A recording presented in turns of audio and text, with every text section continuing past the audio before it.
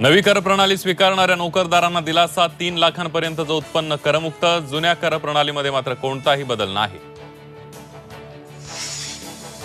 पुढील 5 वर्षात 1 कोटी तरुणांना टॉप 500 कंपन्यांमध्ये इंटर्नशिप। विद्यार्थ्यांना सवलतींच्या दरामध्ये 7.5 लाख रुपयांचं कर्ज। बजेटमधून तरुणांवर घोषणांचा पाऊस।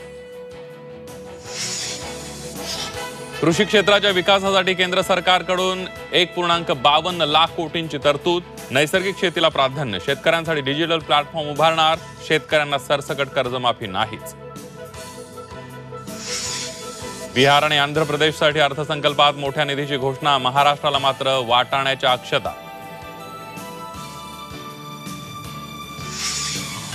अर्थसंकल्प सादर होता शेअर बाजारात मोठी पडझड। सेन्सेक्स 1000 अंशांनी कोसळला। निफ्टीमध्येही 240 अंकांची घसरण।